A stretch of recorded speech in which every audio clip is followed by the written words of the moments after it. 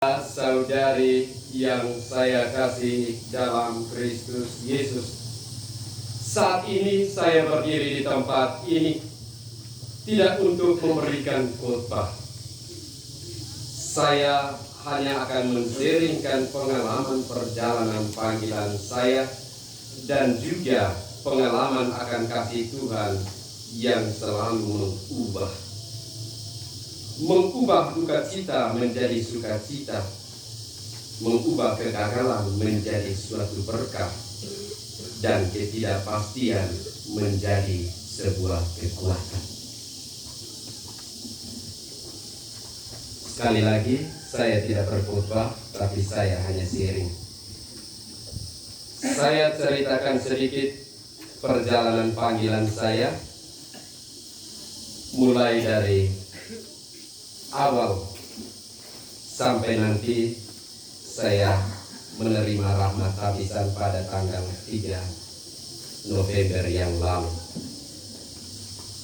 Tertarik untuk masuk seminari sebenarnya sejak SD kelas 4. Ketika kami sambut baru, waktu itu Romo Barnabas Nahar. Saat khotbah dia tanya, siapa yang mau jadi imam? Waktu itu spontan, saya dan satu teman yang paling akrab, namanya Lazarus Karnani. Kami berspontan angkat tangan. Lalu bapaknya di samping itu karena anak tunggal cepat-cepat tarik ke turun. Dan memang pada akhirnya dia tidak jadi imam, saya yang jadi imam. Perasaan untuk masuk seminari ini makin hari makin kuat, namun karena berbagai hal akhirnya itu terpendam sampai setelah saya tamat SMA dulu.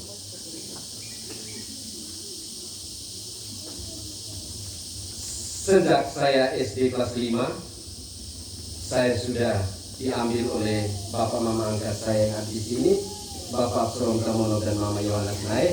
Saya tinggal bersama mereka. Kemudian setelah tamat SD, kedua orang tua asuh saya ini bawa saya ke tempat ini, lalu mendaftarkan saya di SMP Kristen 1 Soe. Kemudian sampai selesai SMP, sempat lamar ke seminari Wepui. Lamar ke seminari Wepui itu saya ingat, saya ke sana antar lamaran hari Jumat. Ketemu Romo Kresen Ban. Waktu itu dia baru pindah dari sini, reses di seminari itu. Antar habis lamaran kembali ke sini, tidak muncul lagi di seminari. Akhirnya saya daftar di SMA Kristen 1 Soe. Setelah tamat dari SMA Kristen 1 Soe, baru dapat kabar dari Pater Talis Ati bahwa ada seminari yang terima tamatan SMA di Matalopo.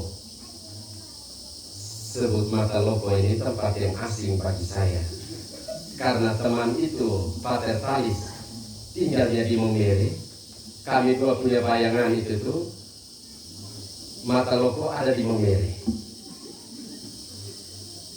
Kemudian kami pergi tes di Biara Bruderan SPD di TDN 3. Setelah tes, kami dinyatakan lulus, tapi tidak ada penjelasan. Tidak ada penjelasan bahwa nanti kami sampai di sana itu proses pendidikannya seperti apa, kami harus bawa apa, buku-buku apa yang harus kami bawa, lalu kebutuhan kami di sana nanti seperti apa. Tidak ada penjelasan. Beliau tidak jelaskan ke kami, sehingga kami kosong-kosong saja. Setelah itu kami kembali ke sini. 1 minggu kemudian kami mau berangkat ke Aimere untuk ke Matalopo. Tapi ke Momere, tujuannya ke Momere. Tapi salah naiknya ke kapal Aimere, karena antara Momere dan Aimere itu tuh dekat-dekat. Sehingga kami punya bayangan itu tuh Momere sama dengan Aimere. Padahal Aimere itu ada di Jawa, Momere itu memang ada di bagian timur Flores. Setelah sampai di atas kapal, teleponlah Pater Talis ini. Pater, sekarang kami sudah di atas kapal. Dia tanya, kapal apa? Kapal feri. Di Maumere itu tidak ada kapal feri. Dia bilang, sebenarnya Aimere atau Maumere? Kami lihat lagi tiket. Itu ke Aimere. Sekarang kamu turun kembali, kamu pulang. Akhirnya balik lagi ke sini. Setelah balik ke sini, siap-siap diri lalu berangkat. Berangkat dari sini, kami dua Alphonse Tamono ini pergi hanya modal nekat. Hanya modal nekat mau jadi imam. Alphonse Tamono bawa uang 300.000. Saya bawa uang 800.000. Sampai di Ende dia punya uang sisa 30.000. Peluk saya lalu menangis. Kawan, kita dua bagaimana sudah? Saya bilang, teman, diam-diam saya punya masih ada nih. Lalu uang 30.000 itu dia belanja perlengkapan mandi, sisa 3.000. Dia datang kasih tunjuk uang 3.000. Dia bilang, teman ini, saya uang sisa 3.000 ini mau bagaimana sudah? Sebelum mari kita pergi doa. Di biara bruderan SPD itu kebetulan ada rumpun pisang. Kami dua masuk sembunyi di rumpun pisang itu, lalu berdoa. Kami berdoa, minta jalan, kira-kira seperti apa. Kemudian uang yang ada di saya setelah belanja semua perlengkapan, sisa 110.000.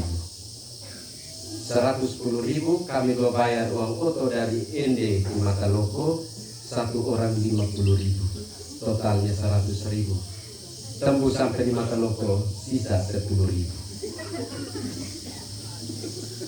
Setelah sampai di Mataloko, kami berangkat itu bersama teman-teman dari Timor Leste. Jadi teman-teman dari Timor Leste itu orang banyak, mereka saja.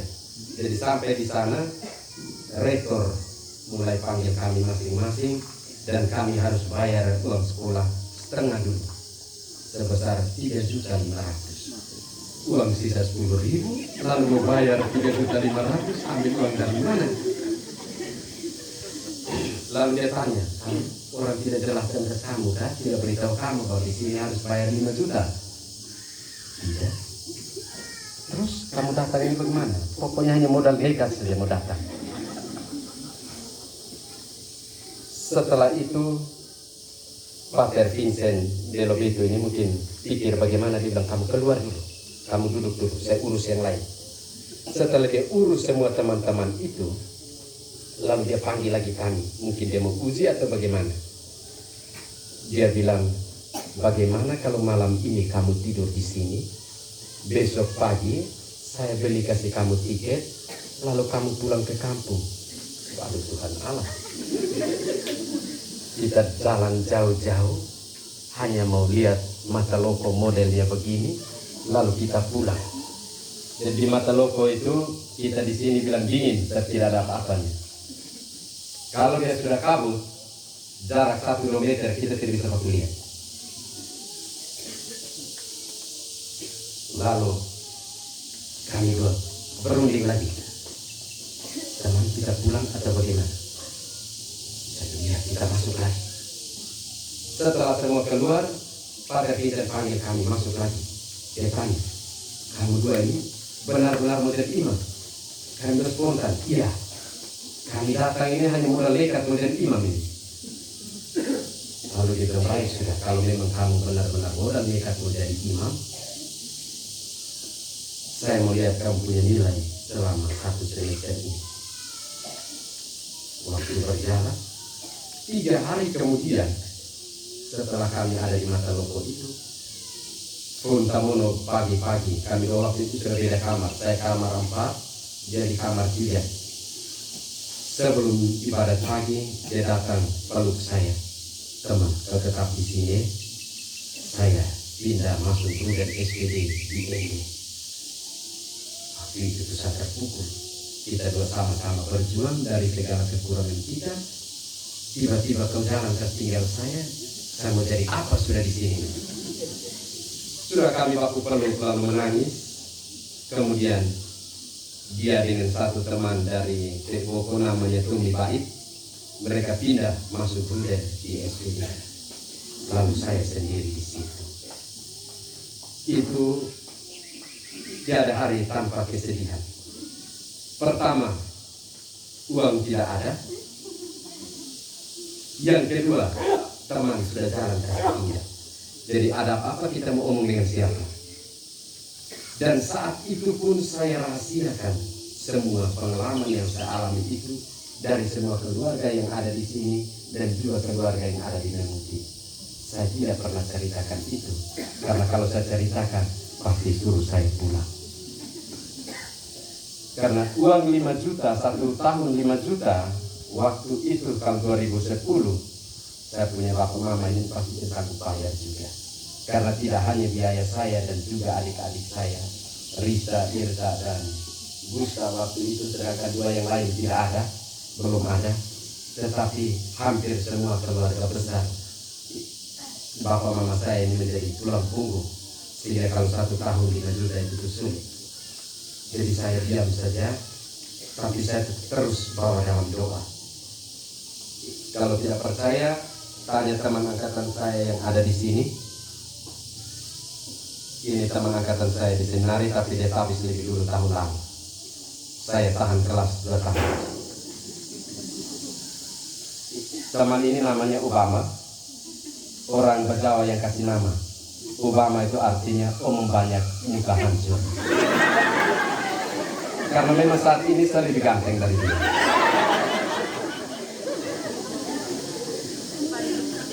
Lalu setiap kali saya terus bawa dalam doa.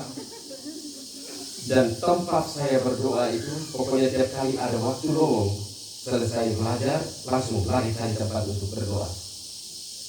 Entah saya lari ke gudang koran, di situ juga ada tempat untuk simpan barang-barang bekas, mesin-mesin tik itu sembunyi di situ doa. Kalau tidak, di satu rumpun bunga yang kebetulan lebat, kalau tidak saya cari lari ke pondok orang punya di kebun, duduk berdoa di situ. Kalau memang di kapela tidak ada orang, proses sembunyi-sembunyi pergi berdoa di kapela itu. Semangat doa ini, Bapak dan Mama saya ini yang tanamkan sejak saya tinggal bersama mereka. Setiap kali kami mau berangkat ke sekolah, kalau belum berdoa, Mama saya ini tukang teriak, panggil, tanya, kamu sudah berdoa atau belum? Kalau belum berdoa, biar sudah terlambat, pulang dulu, berdoa. Masuk kamar berdoa, baru pergi ke sekolah. Pulang sekolah pun seperti itu. Setiap kali kami keluar dari rumah, biar hanya mau pergi ke pasar, Mama tua ini pasti suruh kami berdoa. Sehingga itu yang saya bawa terus sampai saat ini. Walaupun kadang-kadang saya malas doa. Saya bergumul mulai dari bulan Juni, tepatnya tanggal 3 Juni 2010. Sampai mulai doa saya itu mulai terkabul pada tanggal 10 Oktober 2010 itu. Ketika itu satu pater namanya Pater Yanto Yohanes Sendona bertugas di Timor Leste. Dia itu orang Soa, mama orang Lio, bapak orang Sumba, yang kebetulan berlibur. Lalu dia ajak saya pergi ikut misa di KUB mereka. Setelah selesai misa, dia ceritakan pengalaman saya ini di semua anggota KUB itu. Lalu kebetulan ada satu Cina Nangapenda, Cina Ende, yang tidak punya anak laki-laki, anaknya ada 4 orang, perempuan semua. Dia langsung bawa saya ke rumah dan dia katakan, mulai saat ini engkau menjadi bagian dari rumah ini. Dan mereka itu tuh yang bayar saya punya uang sekolah selama di seminari, kemudian urus saya ke seminari tinggi dan bahkan sampai tabis. Mereka urus saya bersama-sama dengan orang tua yang ada di sini dan juga orang tua yang ada di Memuti. Mereka